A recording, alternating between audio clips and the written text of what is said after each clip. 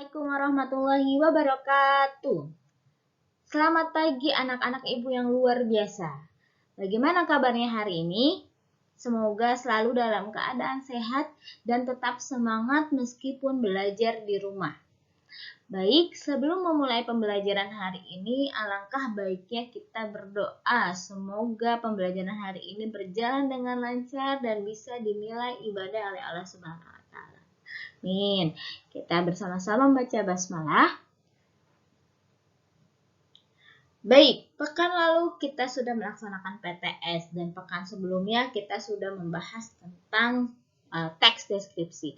Hari ini juga kita akan belajar tentang teks, tapi beda nih dari teks deskripsi. Ya, kita akan belajar tentang cerita fantasi. Ya. Nah, kompetensi dasar yang akan kita capai yaitu mengidentifikasi unsur-unsur cerita fantasi yang dibaca dan didengar. Oke, ketika melihat 3 judul buku ini, apa yang terlintas di pikiran kalian? Ya, judulnya kayaknya berkaitan dengan hal-hal yang aneh, Bu. Betul, apalagi? Kayaknya tidak nyata, Bu, karena peri biru, peri itu kan tidak ada di dunia nyata, Bu.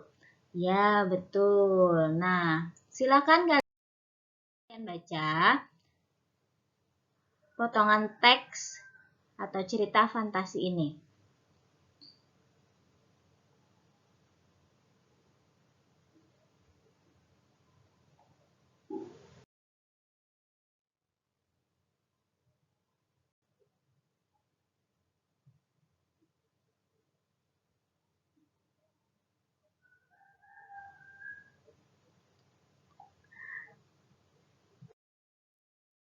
Nah, dari 3 judul buku yang tadi kalian lihat, terus dari cerita yang tadi kalian baca, apa sih sebenarnya cerita fantasi itu?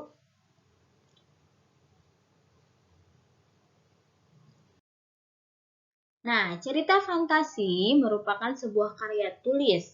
Jadi, biasanya kalau cerita-cerita itu bentuknya tulisan ya, yang dibangun menggunakan alur cerita yang normal. Jadi, jalan ceritanya normal, tapi memiliki sifat imajinatif dan hayalan semata. Betul, tadi ketika kita melihat 3 judul buku, kayaknya tidak mungkin ada di dunia ini. Ya, karena bersifat imajinasi. Ya, tidak ada, hanya hayalan semata. Nah, pada cerita fantasi, hal yang bersifat tidak mungkin merupakan hal yang biasa dan bukan hal yang aneh. Bahkan sengaja dilebih-lebihkan. Jika dilogikakan, tidak akan pernah terjadi di dunia nyata. Jadi memang sengaja tuh cerita fantasi itu ceritanya aneh, penuh dengan keajaiban-keajaiban, dan biasanya menjadi hal biasa gitu di dalam cerita fantasi. Jadi tidak akan aneh gitu kalau misalkan banyak keajaiban, banyak keanehan, banyak hal-hal yang tidak mungkin tapi mungkin terjadi di dalam cerita fantasi.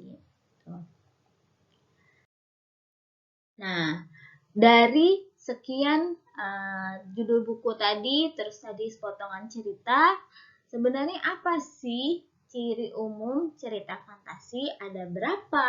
Ada apa saja? Gitu ya. Ada yang bisa menebak? Coba kalau bisa menebak, silakan di komen. Nah, ciri umum cerita fantasi itu ada 6. Yang pertama adalah ada keajaiban atau keanehan. Ini harus ada di dalam cerita fantasi. Nah, cerita mengungkapkan hal-hal supranatural atau kemisteriusan, kegaiban yang tidak ditemui dalam dunia nyata, ya. Jadi aneh pokoknya, kayak misalkan kalian pernah membaca cerita yang tadi kalian baca, punya kekuatan yang aneh tokohnya gitu ya. Nah, jadi sesuatu yang tidak mungkin menjadi mungkin di dalam cerita fantasi. Atau kalau kalian pernah nonton Doraemon atau Upin Ipin yang serinya bagian sulap-sulap gitu kan, hal-hal kayak gitu kan tidak ada di dunia nyata, tapi ketika diceritakan atau dibentuk dalam bentuk cerita fantasi itu menjadi hal yang biasa. Lalu yang kedua yaitu ide cerita. Nah, ide ceritanya dalam cerita fantasi tidak dibatasi oleh realitas atau kehidupan nyata. Jadi ide juga berupa irisan dunia nyata dan dunia khayali. Jadi ide cerita fantasi ini tidak dibatasi oleh kenyataan, oleh kehidupan nyata. Bisa jadi nanti ceritanya itu ada irisan dunia nyata, ada irisan dunia khayalan gitu. Ya. Lalu yang ketiga, menggunakan berbagai latar. Ya, ciri umum cerita fantasi yang ketiga adalah menggunakan berbagai latar, lintas ruang dan waktu. Jadi, nanti rangkaian peristiwa cerita fantasi menggunakan berbagai latar yang menerobos dimensi ruang dan waktu. Atau kalian pernah nonton film Doraemon gitu ya. Doraemon kan datang dari dunia masa depan gitu ya. Tapi nanti mereka bisa melintasi waktu-waktu gitu ya. Nah, itu ya. Jadi hal-hal yang kayak gitu bisa melintasi ruang dan waktu. Nah, ciri umum yang selanjutnya yaitu tokohnya unik atau memiliki kesaktian. Jadi nanti ketika kalian membaca sebuah cerita fantasi, tokohnya ini pasti memiliki kesaktian. Atau kalau kalian pernah nonton film atau pernah baca gitu ya, terus memiliki kesaktian berarti itu adalah novel cerita fantasi atau cerpen cerita fantasi. Nah, yang kelima adalah bersifat fiksi. Jadi, cerita fantasi itu adalah tidak nyata, bukan kejadian nyata. Jadi, hanya semuanya berimajinasi, penuh hayalan, gitu-gitu ya. Nah, yang keenam adalah bahasa. Bahasa yang digunakan itu variatif. Jadi, enggak kaku bahasanya. Terus ekspresif, dan menggunakan ragam percakapan, bukan bahasa formal. Jadi bahasa keseharian aja ya. Kalau misalkan kalian baca teks-teks deskripsi, teks yang lainnya pasti bahasanya formal. Tapi kalau cerita fantasi, karena dia cerpen, karena dia teks narasi, maka bahasa yang digunakannya adalah bukan bahasa formal gitu. Nah, apa saja sih unsur-unsur cerita fantasi? Tadi kita sudah bahas tentang ciri umumnya, kita akan bahas tentang unsur-unsur cerita fantasi. Nah, di dalam sebuah cerita, di dalam sebuah teks pasti ada unsur membangunnya.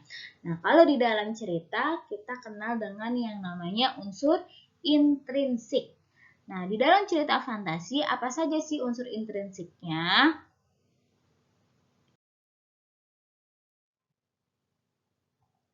Yang pertama adalah tema. Nah, tema adalah ide atau inti dari sebuah cerita. Jadi satu cerita itu sebenarnya tentang apa sih? Nah, jangan menyamakan tema dengan judul, gitu ya. Karena tema dengan judul itu berbeda. Tapi bisa jadi dari judul itu bisa jadi tema, gitu ya. Tapi tidak selalu. Makanya ketika kalian membaca sebuah cerita, oh ini ceritanya tentang apa nih? Oh, tentang pendidikan. Oh, tentang kerajaan. Oh, tentang perjuangan untuk mencapai cita-cita. Nah, itu. Jadi bungkus ceritanya itu apa? Tema itu ya. Nah, yang kedua adalah latar atau setting. Jadi, ada 3 hal yang melatari dan mewadahi berbagai peristiwa dalam sebuah cerita. Nah, kalian pasti kenal lah latar waktu, jadi kejadiannya kapan, latar tempat, kejadiannya itu tempatnya di mana, lokasinya di mana, dan latar suasana. Jadi ketika kalian baca cerita itu pasti ada suasana-suasana yang mengharukan, terus yang menyedihkan, menegangkan, mengkhawatirkan, dan yang lain-lain. Lalu unsur selanjutnya yaitu tokoh dan penokohan. Namanya cerita pasti harus ada tokohnya, tidak mungkin tidak ada tokohnya. Nah, tokohnya itu pasti memiliki penokohan, yaitu pelukisan tokoh dengan jelas. Nah, biasanya bisa diceritakan atau yang dijelaskan secara fisiknya. Misalnya nanti ketika kalian baca cerita, oh ini orangnya tinggi, pendek, berbadan besar, berkumis, rambutnya segini, segini. Nah itu, yaitu berarti pelukisan secara fisik. Nah bisa jadi juga nanti ada pelukisan secara sifatnya. Misalnya orang tersebut pelit, jahat, baik hati, dan yang lain-lainnya. Nah itu disebut dengan penokohan. Oke, unsur selanjutnya adalah sudut pandang atau point of view. Jadi, dalam setiap cerita itu pengarang bisa menjadi beberapa orang, gitu ya. Nah, ini yang disebut dengan sudut pandang, ya. Nah, sudut pandang di dalam sebuah cerita itu ada dua, yaitu sudut pandang orang pertama dan sudut pandang orang ketiga. Nah, biasanya kalau sudut pandang orang pertama bisa kita lihat dari narasi atau prolog yang digunakan, yaitu langsung menggunakan kata aku atau saya. Bukan di dalam percakapan, tapi di dalam narasi-narasinya yang pendek-pendeknya itu. Nah, terus yang kedua adalah sudut pandang orang ketiga. Nah, ini jelas juga biasanya menggunakan kata dia atau bisa menyebutkan nama langsung. Jadi pengarangnya menjadi orang ketiga. Nah, yang selanjutnya adalah alur atau plot. Jadi namanya cerita ada rangkaian ceritanya atau jalan ceritanya gitu. Nah, ini ada 3 tahapan, yaitu tahap perkenalan atau orientasi. Nah, itu biasanya ada di awal cerita. Yang kedua adalah tahap pertikaian atau konflik. Nah, ini adalah puncak-puncaknya nih ya. Puncaknya ada masalah gitu ya. Yang ketiga adalah tahapan penyelesaian atau resolusi. Nah, ini ada di bagian akhir cerita. Oke. Nah, ternyata fantasi itu punya jenis-jenisnya. Cuma ada 2 sih, ya. Jadi ada cerita fantasi total dan ada cerita fantasi irisan. Nah, cerita fantasi total ini kategori cerita fantasi yang pengarang terhadap objek tertentu. Nah, pada cerita kategori ini, semua yang terdapat pada cerita semua tidak terjadi dalam dunia nyata. Jadi, benar-benar bersifat hayalan.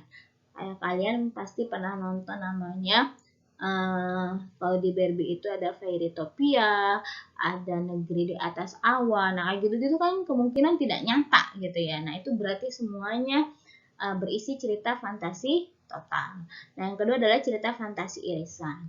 Ya, jadi kalau cerita fantasi irisan ini masih menggunakan nama-nama dalam kehidupan nyata, menggunakan nama tempat yang ada di dalam dunia nyata atau peristiwa yang pernah terjadi pada dunia nyata. Cuma nanti ada hal-hal yang bersifat imajinasi atau fantasi. Jadi hanya dia beririsan nih nyata sama fiksi kayak gitu, hayalan ya. Baik, sampai sini sudah jelas ya penjelasannya. Jadi cerita fantasi itu apa? Ada berapa ciri umumnya? Terus ada berapa unsur-unsurnya? Dan ada berapa jenis cerita fantasi? Silakan di komen jika kalian sudah paham. Nah, jika sudah paham, Ibu kasih tugas. Ya, silakan kalian kerjakan halaman 48 sampai 49. Cukup kerjakan tabelnya saja. Lalu kerjakan halaman 52 sampai 53 yang tabelnya saja. Jadi silakan kerjakan di buku tulis seperti biasa. Jika sudah selesai, berikan atau kirim hasilnya ke Ibu. Ya, paham ya? Kalau tidak paham silakan tanyakan di komen atau japri ke Ibu atau di Google Classroom. Silakan. Terima kasih dan selamat belajar. Mohon maaf. Assalamualaikum warahmatullahi wabarakatuh.